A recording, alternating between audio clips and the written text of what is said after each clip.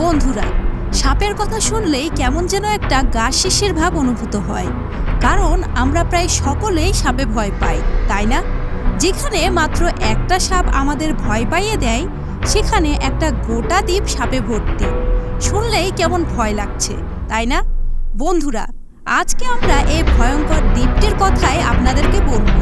তাহলে শুরু করা যাক। আজ আমরা পৃথিবীর ভয়ঙ্করতম দ্বীপ স্নেক আইল্যান্ডের কথা বলবো। এই দ্বীপটি এতটাই ভয়ঙ্কর যে এখানকার সরকার এই দ্বীপে প্রবেশ নিষিদ্ধ করেছে। বন্ধুরা, এখানে আপনি যেদিকেই তাকাবেন শুধু সাপ দেখতে পাবেন। আপনার ডানে সাপ, বামে সাপ, পেছনে তেলাপোকা, আর সামনে বিশাল সমুদ্র। ভাবুন তো কি ভয়ঙ্কর না ব্যাপারটা। এই জন্য এই দ্বীপটিকে স্নেক আইল্যান্ড বলা হয়।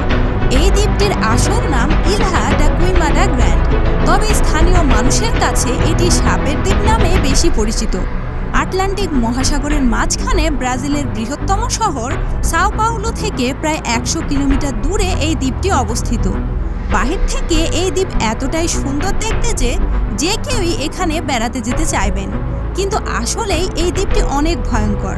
বিজ্ঞানীদের মতে আপনি এখানে প্রতি বর্গ কিলোমিটারে 1 থেকে 3টি সাপ দেখতে পাবেন। ব্রাজিলের মানুষদের মধ্যে এই ধারণা প্রচলিত যে ওই দ্বীপে গেলে কেউ জীবিত ফিরে আসে না। স্থানীয় মানুষদের মতে 1909 থেকে 1920 সালে এখানে মানুষের শেষ বসতি ছিল, তাও একটা লাইট হাউসের ওপরে। এই দ্বীপে একটি লাইট হাউস ছিল, যা দেখে সমুদ্রের চলাচলকারী জাহাজগুলো দিক নির্ণয় করে। লাইট হাউসটি দেখাশোনার জন্য ওই পরিবারটি ওখানে বাস করতেন, কিন্তু সাপেদের কামড়ে তার মৃত্যু ঘটে। এরকম আরো অনেক গল্প এই দ্বীপে প্রচলিত আছে। একদা এক জেলে এই দ্বীপে কলা সংগ্রহ করতে গিয়েছিল, কিন্তু কলা গাছ থেকে কাটার সময় ওপর থেকে সাপ এসে পড়ে এবং সাপের আক্রমণে ওই ব্যক্তি বোটে পৌঁছানোর আগেই তার মৃত্যু হয়। স্থানীয় লোকেরা তার বোটের কাছে তার মৃতদেহ দেখতে পান। বন্ধুরা, এসব শোনার পর আপনার মনে প্রশ্ন আসছে যে এত সাপ এখানে কিভাবে এলো? সব সাপ অবশ্যই নিজেদের মধ্যে চুক্তি করে এখানে আসেনি, তাই না? অবশ্য কিছু মানুষ মনে করেন যে এই দ্বীপে বিশাল কোনো গুপ্তধনের ভাণ্ডার আছে। এক জলদস্যু এগুলো লুকিয়ে রেখে গিয়েছিলেন, আর এই গুপ্তধনগুলো দেখাশোনার জন্য তিনি এখানে সাপ ছেড়ে দিয়ে যান। তবে এটি প্রচলিত কথা ছাড়া আর কিছুই নয়। যদি এখানে গুপ্তধন থেকেই থাকে, তবে জলদস্যু এখানে সাপ ছেড়ে যাবেন কেন? কারণ পরে যখন সে এই গুপ্তধন নিতে আসবে, সাপ তো তাকেও কামড় দেবে। তাই এসব গল্প ছেড়ে যদি আমরা গবেষণার কথা শুনি, তাহলে জানা যায় যে আজ থেকে 11 বছর আগে এই দ্বীপটিও ব্রাজিলের অন্তর্ভুক্ত ছিল। কিন্তু পানির পরিমাণ বেড়ে যাওয়ায় এই দ্বীপটি আলাদা হয়ে যায়। তখন এখানে এত সাপ ছিল না, কিন্তু আস্তে আস্তে এখানে সাপের বংশবৃদ্ধি ঘটে। বর্তমানে এখানে সাপের সংখ্যা 3 থেকে 5,000, আর এসব সাপ সাধারণ সাপের চেয়ে অনেক বেশি বিষধর। পৃথিবীর সবচেয়ে বিষাক্ত সাপ গোল্ডেন লান্স হেড শুধু এই দ্বীপেই পাওয়া যায়। এই সাপ এতটাই বিষাক্ত যে এর বিষে মানুষের ত্বক গলে যায়। যদি এই সাপ মানুষকে কামড়ায়, তাহলে আধা ঘন্টার মধ্যে মানুষের মৃত্যু অনিবার্য, আর আধা ঘন্টার মধ্যে চিকিৎসা করলেও মৃত্যুর 5% সম্ভাবনা থেকেই যায়। এই সাপের বিষ এতটাই তীব্র যে মানুষের কিডনি বিকল করে দেয়, মাংসপেশিগুলো গলে যায়। এই দ্বীপে সাপ ছাড়া অন্য কোনো প্রাণী আপনি তো দেখতেই পাবেন না, কারণ এই দ্বীপের অন্য সব প্রাণীকে এই সাপগুলো শিকার হতে হয়, যার কারণে এরা পাখিদের খাওয়া শুরু করে।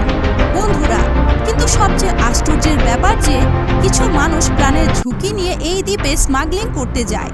বেআইনিভাবে এই দ্বীপে ঢুকে তারা সাপেদের ধরে নিয়ে যায় এবং ব্ল্যাক মার্কেটে বিক্রি করে দেয়। এই ধরনের একটি সাপ $10,000 থেকে $40,000 পর্যন্ত বিক্রি হয়। তবে এই ভেবে ভয় হয় যে যারা এসব সাপ কিনে তারা সতর্ক না থাকলে এসব সাপ আবার লোকালয়ে ছড়িয়ে পড়বে এবং আরও নানান জায়গায় বংশবিস্তার করবে, যা আমাদের জন্য সত্যিই ভয়ঙ্কর। কিন্তু যদি সঠিক কাজে লাগানো যায়, তবে আরও একটা ভালো দিক আছে। ঠিক সেভাবে এই দ্বীপ থেকে আমাদের অনেক উপকারও হয়। এই দ্বীপে যেসব সাপ পাওয়া যায় তা দিয়ে অনেক জীবনদায়ী ওষুধ তৈরি হয়, যেমন হৃৎপিণ্ডের নানা রোগের ওষুধ তৈরি হয়। এই দ্বীপে শুধু গবেষক ও নেভি কর্মীরা প্রবেশের অনুমতি পায়।